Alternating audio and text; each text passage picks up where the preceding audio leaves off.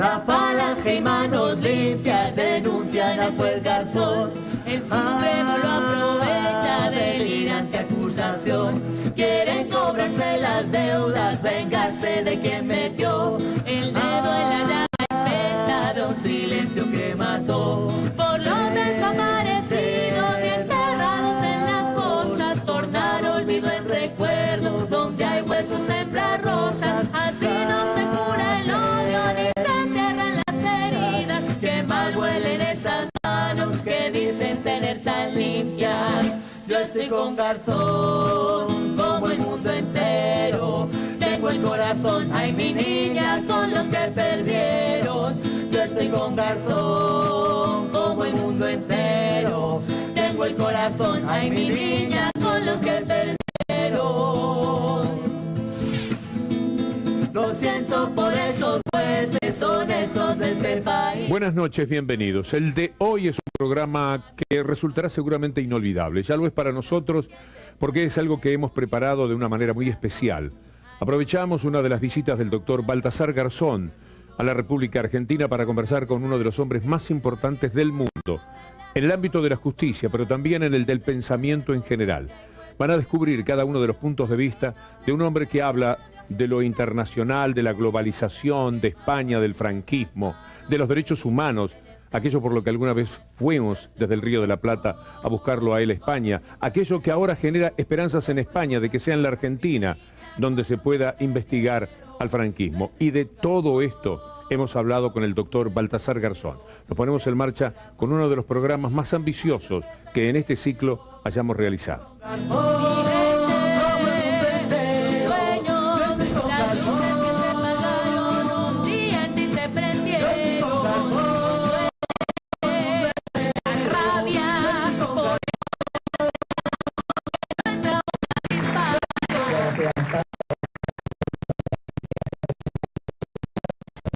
Justicia y el periodista Víctor Hugo Morales.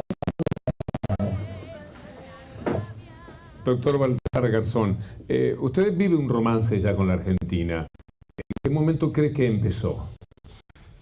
Ya empezó hace mucho tiempo, primero por afección personal, pero sobre todo comenzó en el año 96. Comenzó un día en el que a finales de marzo, el día 28 de marzo de 1996, tuvo entrada en mi juzgado un escrito de denuncia y de querella por los crímenes cometidos durante la dictadura en el proceso militar del 76 al 83, y a partir de ahí, si concretara todavía más, la primera vez en que tres mujeres con un pañuelo blanco anudado al cuello pidieron verme en mi despacho, y realmente quedé desde ese momento impactado por la fuerza que desplegaban y por la energía de defender, de exigir justicia, de exigir reparación y de luchar contra el olvido, ¿no? Desde el punto de vista humano, ¿sintió entonces que estaba ingresando en...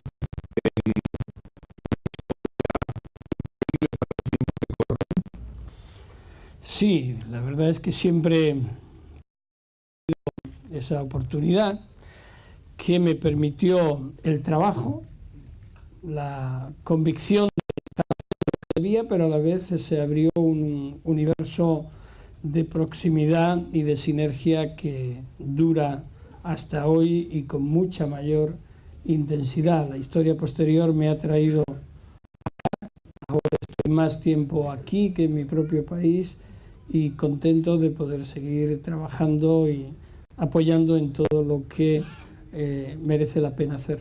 ¿Ha visto, doctor Baltasar Garzón, alguna vez detrás de esos criminales que ha tenido delante, del otro lado del escritorio, mientras los interrogaba? ¿Ha visto otros intereses a los que esos hombres respondían en realidad y que quizás eran los que empujaban a tales crímenes? Sin lugar a dudas. Nadie es perverso por el hecho de ser perverso, siempre hay unos hilos que lo mueven, principalmente son hilos económicos, son hilos de poder económico, financiero, político, o de toda una mezcla en sí mismo y es siempre la misma historia, ¿no? Usted me decía antes, citaba el franquismo. España vive al día de hoy lastrada por 40 años de dictadura y 35 o 40 años ya de democracia mal interpretada, de no haber ajustado bien las cuentas respecto del pasado, respecto de la dictadura, respecto de los crímenes contra la humanidad franquistas. 200.000 víctimas prácticamente siguen todavía esperando esa justicia. Tenemos lo que tenemos ahora, nada ocurre por casualidad, nada surge de golpe, y entonces esa cultura de la impunidad al final se expande como la lava y lo corrompe todo, y llegamos a una situación en la que hoy mismo estamos cuestionando el propio Estado de Derecho, ¿no? Es decir, y eso normalmente nadie lo quiere reconocer, sobre todo nadie de los que está en el poder. Se buscan 1000 historias, 1000 justificaciones, pero no vamos a la causa, y la causa en este caso en España, y esa es la gran diferencia con Argentina, es que todavía estamos esperando a lo de justicia contra la impunidad. Rumba la bumba la bum bam bam, rumba la bumba la bum bam bam, rumba la bumba la bum bam bam, rumba la bumba la bum bam bam. El ejército del Ebro, la bumba la bum bam bam. El ejército del Ebro, la bumba la bum bam bam. Una noche Río pasó, ay Carmela, ay Carmela. Una noche Río pasó, ay Carmela, ay Carmela. Y las tropas invasoras, la bumba la bum bam bam. Y las tropas invasoras, la bumba la bum bam bam. Buena paliza les dio, ay Carmela, ay Carmela. Buena paliza les dio, ay Carmela, ay Carmela. Pero nada pueden bombas, rumba la bum bam bam. Pero nada pueden bombas, rumba la bum bam bam. Donde sobra el corazón, ay Carmela, ay Carmela. Donde sobra el corazón, ay Carmela, ay Carmela. Pero igual que combatimos, la bum bam bam. Pero igual que combatimos, la bum bam bam. Prometemos resistir, ay Carmela, ay Carmela. Prometemos resistir, ay Carmela, ay Carmela. Resistir, ay Carmela, ay Carmela. Prometemos resistir, ay Carmela, ay Carmela. El ejército del Ebro, la bum bam bam. Atención, atención, españoles, habla Su Excelencia el Jefe del Estado. ¡Arriba España!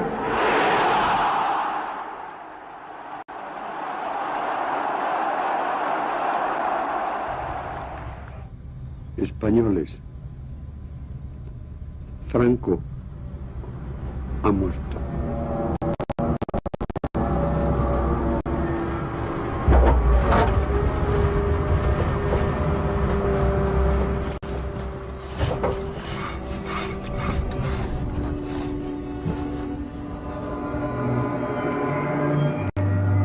Mis padres no eran bandidos y a todos los que mataron que están en las fosas. No había bandidos ahí, había gente honesta, labradores, pero nos quitaron toda la casa, todo.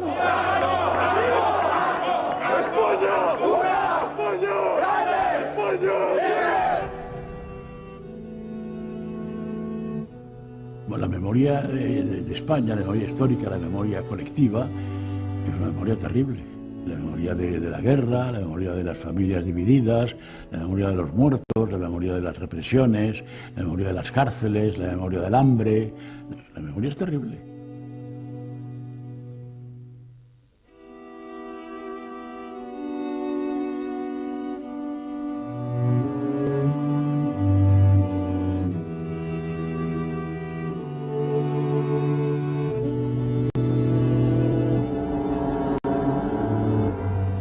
Habla de la represión del franquismo como algo de la guerra civil o de la inmediata posguerra, y no es verdad.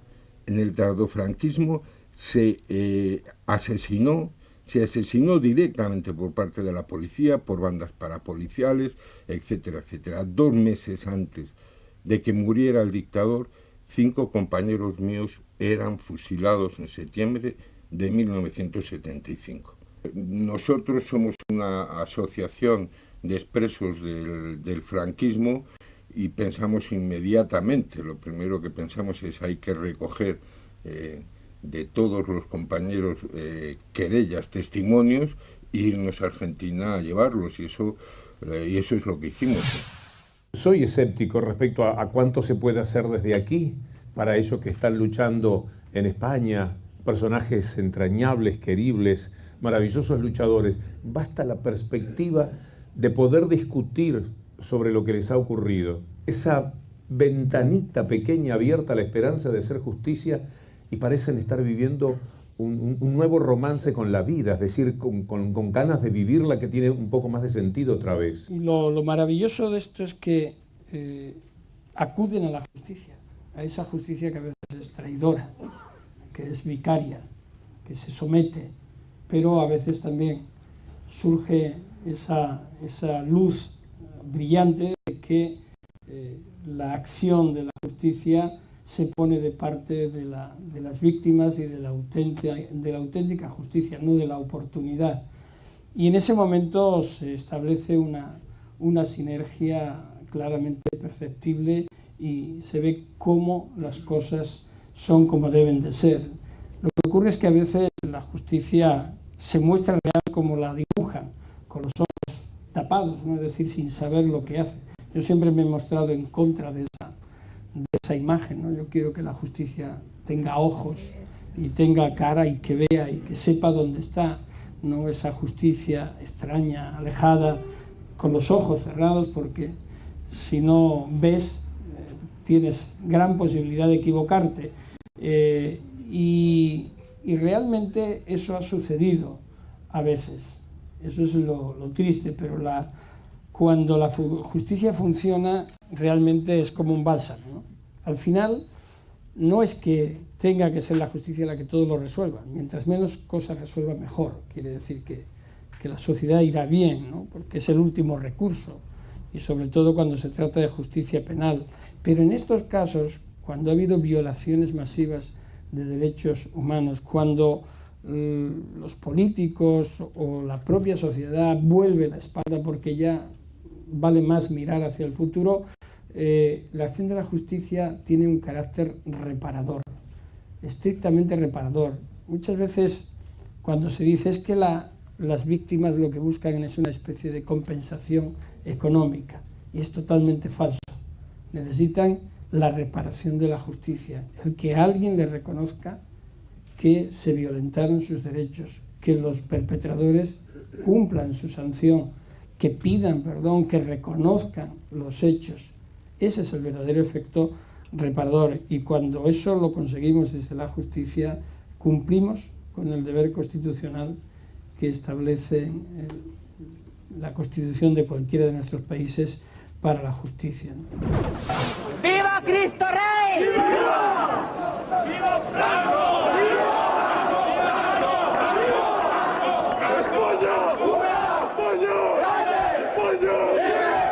¡Por Dios y por España! ¡José Antonio Primo de Rivera! ¡Cristo Franco! ¡Viva España! ¡Viva España! ¡Viva Cristo Rey! ¡Viva Franco! ¡Franco!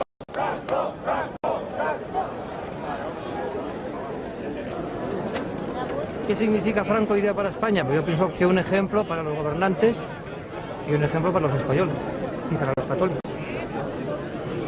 Y eso tienen que enseñarlo bien enseñado, no cambiando las cosas. Cuando la historia se cambia, no es historia, es un cuento. ¿Quiénes cambian la historia? Pues actualmente los políticos que están, los medios de comunicación, en general, y en las escuelas. Y yo hablo con cantidad de gente que me encuentro por la calle, cantidad de gente que me dice, mire padre, los mejores años de mi vida en tiempos del caudillo. Y mucha gente me ha dicho a mí, yo me enteré que vivíamos en dictadura 2 años después de morir Franco, cuando empezaron a decirlo. Y la gente, pero vivimos en dictadura. Pues yo entraba, salía, subía, bajaba y a mí nadie me dijo nada. Por hecho, hay gente que vivió aquellos años. Yo, gracias a Dios, viví 7 años, por desgracia no pude vivir más, pero sí. La Iglesia siempre apoyaba a Franco, ¿no? La Iglesia siempre apoya al que sirve a Dios. Siempre reza por la conversión de los que no sirven a Dios. Cuando advierte que perduran esos sentimientos de amparo a quienes han cometido tales crímenes. Le cuento a los amigos aquí en Morón que alguna vez en un programa referido a usted, hecho en torno a su persona y sus combates en España, hemos mostrado sectores vastos del franquismo que cantan aquellas consignas, que siguen amparando aquellos crímenes de alguna manera. Y esto cada vez cuesta más entenderlo, pero también da una idea de la espesura que tiene ese adversario. Sí, cuesta absolutamente todo entenderlo, ¿no? Porque yo no tengo capacidad para aceptar que todavía se sigan planteando cuestiones de defensa de lo que fue un régimen fascista, castrador de derechos y de conciencias, ¿no? De hecho, nos sometieron a todos. Es muy difícil que personas con carácter general, no estén tocadas en su propia mentalidad por la acción permanente, constante, larvada, expresa del franquismo en todos los ámbitos. Y eso es lo que explica que todavía hoy haya gente que defiende esa posición y que cuando se inició en 2008 la actividad procesal importante desde mi juzgado exigiendo esa responsabilidad por los crímenes franquistas, había veces que parecía que estábamos en el 36 con esas opiniones, de nuevo, o expresiones tales como decir, no, se enterraron como perros que siguen ahí enterrados, unas cosas de locos, ¿no? Y a la vez veías a la gente joven. Yo me recuerdo mi hija Aurora, la pequeña, que entonces tenía 18 años, me decía, pero papá, ¿cuál es el problema? ¿Cuál es el problema? El problema es que quieres que se encuentren dónde están las víctimas para enterrarlas cada uno como debe su familia. Y decía, ¿qué problema hay en esto? Digo, sí, pues efectivamente, eso es. ¿Qué problema hay? Ninguno, pero no hemos superado. Y no hemos superado el franquismo, digan lo que digan los próceres de la transición, de la mal llamada modélica transición española que se exportó urbi et orbe a todo el mundo, es que no resolvieron. De lo único que no se habló en la transición fueron de tres cosas: el poder económico, el poder de la Iglesia y los crímenes franquistas. Y dentro de ellos la justicia. Qué gusto estar con el doctor Baltasar Garzón en este mano a mano que permite conversar sobre todos los temas. Hacemos una pequeña pausa y enseguida continuamos con esta clase magistral del doctor Garzón. Ya volvemos. Un banco solidario es un banco que siempre te va a dar una mano, porque existe para ayudarte y crece si vos creces también. Por eso hoy tenemos la tasa de financiación más baja en créditos de todos los bancos privados. Y así, ayudamos a las pymes y a miles de argentinos a concretar sus proyectos. Tenemos un montón de beneficios más pensados especialmente para vos. Conócelos todos en cualquiera de nuestras 251 filiales o en www.bancocreditcop.com. Banco Credicop Cooperativo. La banca solidaria. Yo estoy con Garzón. Hice la entrevista, pero mientras se escucha hablar al doctor Garzón, estoy seguro que ustedes también viven ese asombro que genera la claridad y la profundidad y la libertad de este hombre, porque se permite una inmensa libertad. Y eso, para un hombre que ha elegido la Argentina para radicarse siendo una figura de prestigio mundial, es algo que también queremos subrayar desde el afecto y la gratitud. Seguimos compartiendo con ustedes la charla que tuvimos con el doctor Garzón. Mire, un solo día de noticias, el día que estamos teniendo esta conversación. Doctor, si leemos noticias de España, un sistema puede llegar a caerse por la corrupción.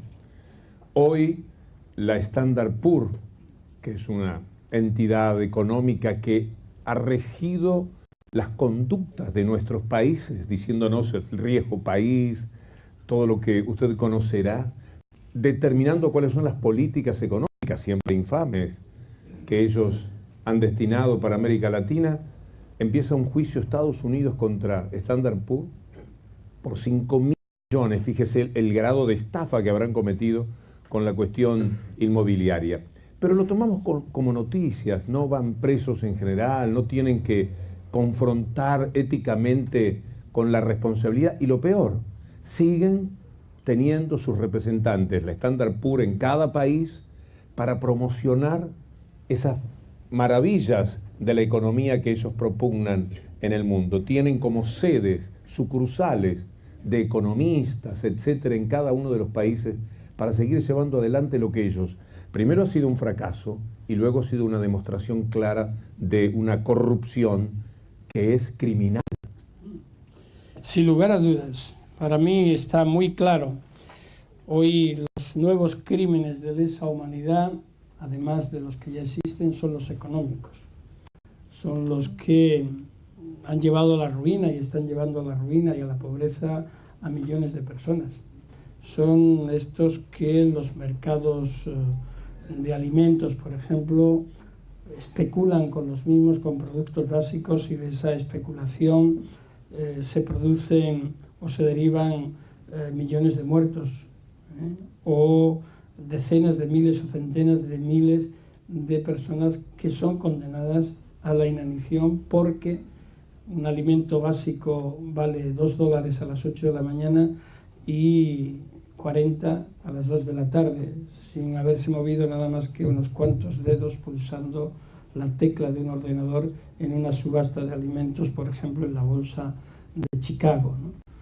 Entonces, efectivamente, que Standard Poor's sufre esas consecuencias, me parece todavía inmoral que haya tardado tanto tiempo, porque también el propio sistema estadounidense, en este caso, ha permitido que estas agencias calificadoras actúen sin ningún control porque la ley de los mercados lo imponía, como si la ley de los mercados fuera como las leyes de la naturaleza, ¿no? Que claro, nos hablan de los mercados como si fuera Dios, o yo qué sé, o como si fuera un ser superior, ¿no? Es los mercados. ¿Y qué son los mercados? Pues yo pregunto aquí a todos los amigos y amigas que están y dicen, ¿cuáles son los mercados? Y la mayoría me dicen, ¿dónde vamos a comprar las frutas todos los días, ¿no? Pues sí, es que ahí llegamos, ¿no? Yo a mí me dicen, ¿cuáles son los mercados? Pues ya me cuesta trabajo pensar, ¿no? Y sobre todo cuando te dicen, no, es que la economía, el flujo de la economía exige la libertad de los mercados, porque no se puede poner el control al desarrollo de la economía en distintos países. Bueno, ¿y por qué? Es decir, en el mundo han caído el socialismo real, el comunismo, porque todo el mundo dice que Marx estaba trasnochado, porque incluso cuando escribía El Capital no sabía ni la realidad que estaba ocurriendo en su tiempo. Es probable que fuera verdad, porque estuvo demasiado encerrado escribiendo El Capital y no veía la realidad que estaba sucediendo en Londres, donde lo escribía principalmente, ¿no? Pero frente a esto, dice, ¿qué es lo que queda? Un capitalismo totalitario, depredador, que abunda cada vez más en las diferencias, las desigualdades. Los más pobres son más pobres, a pesar de que pueda haber más ayudas. Los estados se retraen en la cooperación, si no es con el impulso de algunas iniciativas privadas que habría que analizar por qué y qué intereses les guía.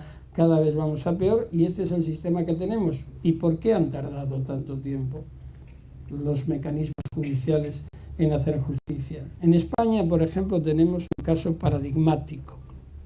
Una entidad bancaria que la presidía en su última época el que fue también presidente del Fondo Monetario Internacional, Rodrigo Rato, y a su vez fue ministro y vicepresidente económico con el gobierno del Partido Popular. Y tenemos una serie de productos financieros que se llaman las opciones preferentes. Eso no es más que algo que desde el principio se sabía que iba a ser una estafa y que se generó confianza principalmente en gente mayor, diciéndole, mire, el producto que tiene usted aquí de toda su vida, no se preocupe, yo se lo voy a multiplicar. Y llegaba el hombre o la mujer con sus 80 años y dice, mire, pero si es que ya me quedan pocos años de vida, son las pensiones que tenemos y no queremos. No, señora María, el señor Pedro, si no hay ningún riesgo, yo se lo muevo, usted confía en mí, soy su director. Bueno, hijo, sí, pues venga, tal.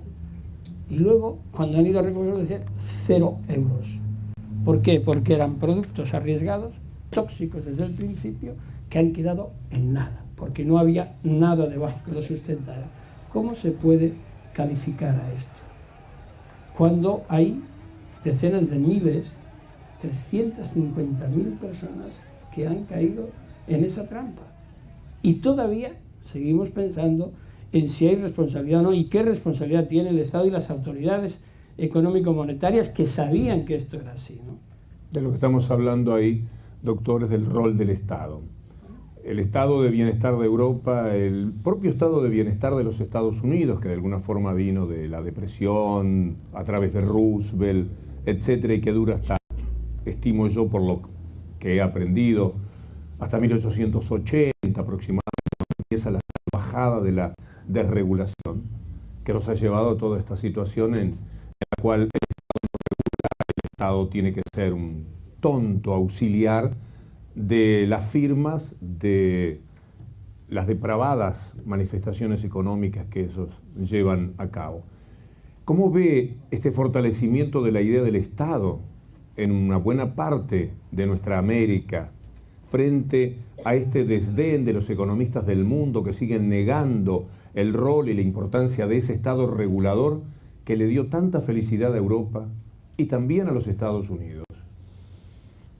El neoliberalismo que nos gobierna, entre comillas, o incluso sin las comillas, en el mundo, ha mostrado sus consecuencias y está mostrando sus consecuencias en el mundo entero, pero en esta parte del universo y de la Tierra se ha sufrido, ¿no? Argentina ha sufrido en sus propias carnes durante algunos años ese tipo de política monetarista por parte impuesta en forma brutal por el Fondo Monetario Internacional, pero también se supo enfrentar al mismo y precisamente porque se enfrentó pudo salir de donde estaba, ¿no?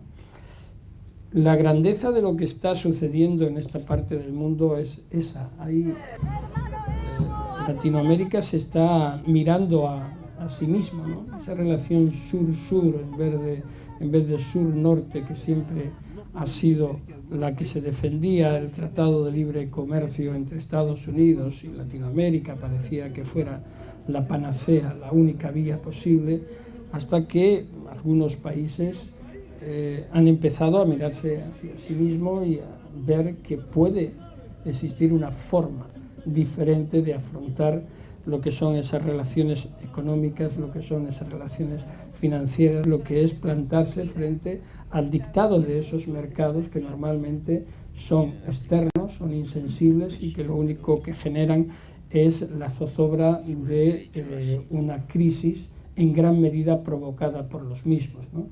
Y yo creo que ese es el camino y darnos cuenta de que hay fuerza suficiente dentro de un mercado latinoamericano que está siendo no solo ejemplo en el ámbito económico, la prueba del desarrollo económico y del PIB está claro en comparación a todo lo que está aconteciendo en Europa y en otros países, y que no necesariamente se tiene que seguir los dictados de esas autoridades económicas y monetarias y financieras que día a día están pidiendo perdón por algo.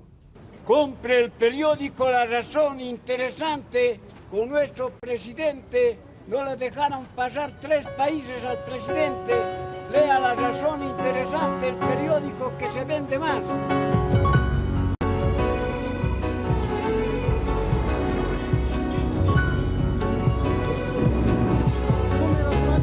El caso Snowden ha dejado anclado a tierra a Evo Morales. El avión del presidente boliviano tuvo que aterrizar anoche de emergencia en Viena cuando varios países europeos le denegaron el paso por su espacio aéreo mientras regresaba a La Paz procedente de una cumbre en Moscú. Seguramente España está consultando con su amigo. Su amigo debe ser Estados Unidos, imagino. Man glaubt, Spanien sagt gerade USA. Pero volviendo a nuestra América, doctor, hay una dignidad, hay un sentido de soberanía que aflora y que a uno lo hace sentir muy bien y que se vio hace algunas semanas en el episodio Evo Morales, como jurista, como entendido de las leyes internacionales y del espíritu general de justicia. ¿Cómo vivió todo ese episodio? Antes que como jurista, como persona, yo me sentía avergonzado de las autoridades españolas. No voy a decir de ser español porque no me avergüenzo de ser español, pero sí me avergüenzo de aquellos como los que primero escuchan al padrino y después actúan, ¿no? A mí me parece vergonzoso lo que ha ocurrido con Francia, me duele especialmente Francia, Italia, ¿no? Ni siquiera tanto España, porque bueno, tenemos lo que tenemos y ya está, ¿no? Pero incluso un embajador que llega y dice, bueno, vamos a tomarnos un cafelito, señor Evo Morales, y me cuenta lo que hay por ahí dentro, ¿no? A ver si aparecía Snowden por allí debajo de un asiento o algo de esto, ¿no? Es tan vergonzoso.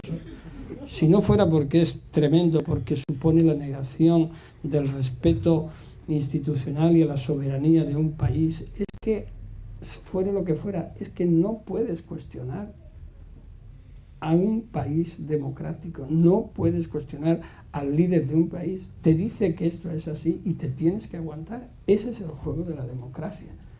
¿Usted se imagina que Evo Morales le hiciera esto, por ejemplo, al presidente francés, o a Cameron, o a la Merkel? ¿Qué iba a pasar? Se lo comían con patatas o algo así. Entonces me parece vergonzoso.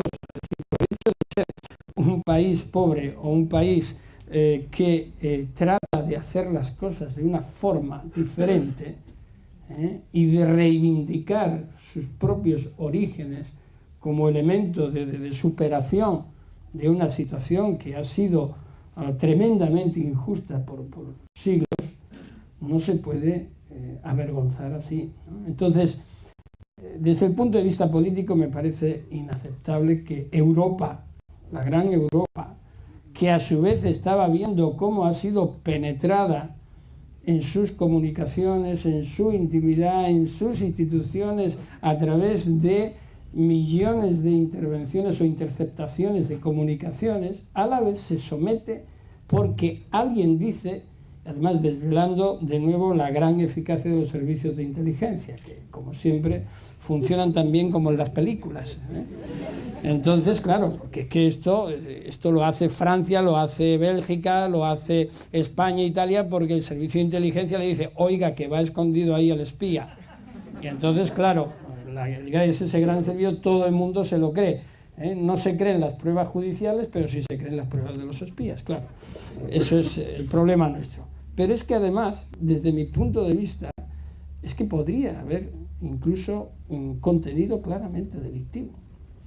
Yo no sé lo que va a hacer el presidente de la República de Bolivia, pero desde luego se ha violado la soberanía y se ha hecho sospechoso de un crimen. Por tanto, hay una clara responsabilidad política, desde luego, y se ha exigido así. Pero es que además, en el fondo de la cuestión, y bueno, ya yo opinaba, lo que voy a decir lo opinaba antes de saber que soy conejillo de indias también para los espionajes estos, porque ahora resulta que también que mi email y mi clave, la del señor Martín Sabatella, que está aquí también, el señor Alac y otra gente más aquí de Argentina. Por otra parte, me enorgullece que me incluyan con los argentinos en el mismo lote. Ya vamos avanzando. Pues se permitan inmiscuirse. Somos ciudadanos de países democráticos. Yo no creo que el señor Martín Sabatella se dedique por ahí a delinquir, ni yo tampoco, al menos que lo sepamos, aunque algunos te tienen especial cariño, pero exigimos un respeto. No se puede permitir esto. No todo está permitido por el hecho de que estés en la potencia primera del mundo. Entonces creo que hay que responder contundentemente. Yo estoy planteándome, quiero saber lo que hay de mis correos y de mis claves y demás, pues para formular una demanda, pero lo voy a hacer en Estados Unidos. Es decir, oiga, pues ustedes no pueden hacer esto. No pueden hacer esto. Porque lo único que yo entiendo es que si mi correo y mi clave de acceso está ahí, será porque soy riesgo para alguien. Pero yo no sé, como no sea porque soy el abogado de Wikileaks, puede ser. O porque no sea que en su momento investigué los posibles crímenes de torturas que se estaban cometiendo en Guantánamo, pues a lo mejor también. Pero bueno, yo creo que en vez de perseguirme a mí o de investigarme a mí, lo que podían hacer era responder, ¿no?, de por qué existe Guantánamo, por qué se violentan las comunicaciones, etcétera. Eso es lo que debería de ser, eso es lo que se debería de perseguir. Pero parece ser que no es así. Pero bueno, trataremos de por lo menos de indagar un poco. You can't have 100% security and also then have 100% privacy and zero inconvenience.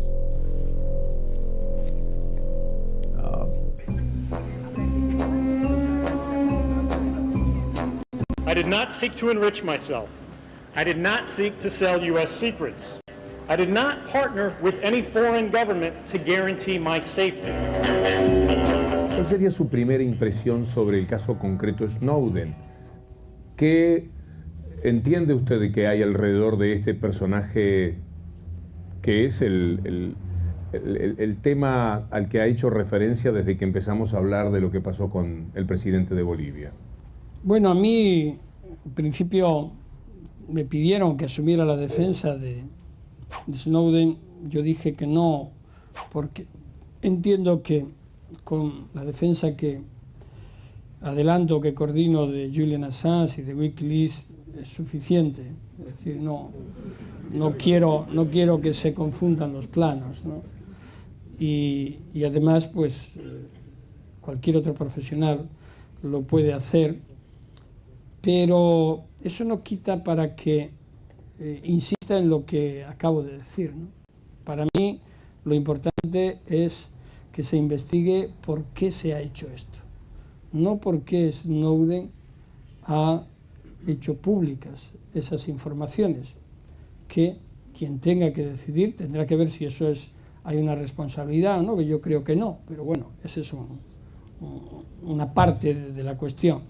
Pero la principal parte es por qué un sistema, por qué un gobierno o alguna agencia de ese gobierno toma la decisión de espiar a periodistas, a jueces, a abogados, a gobiernos democráticos, a parlamentarios. Es decir, ¿qué degeneración se está viviendo en una democracia para que se tenga que acudir a ese sistema, esos mecanismos, respecto de países amigos o de personas que simplemente desarrollan su trabajo cumpliendo las leyes, respetando las garantías? Porque ni siquiera se podría utilizar esto, pero sería prueba ilícita. Es decir, esa especie de gran hermano. Yo cuando leía George Orwell 1984, realmente decía, esto es ciencia ficción, es imposible que esto pueda suceder.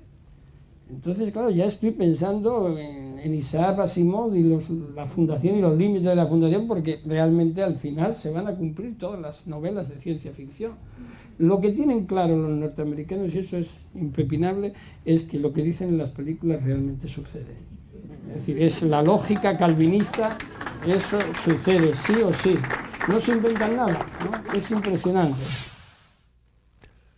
Qué personaje extraordinario. Todavía nos queda más, un poquito más, con el doctor Garzón. Enseguida volvemos. Doctor, y finalmente, desde mi condición de periodista, la última pregunta es abarcativa justamente del comportamiento de los medios de comunicación con respecto a todo lo que hemos hablado.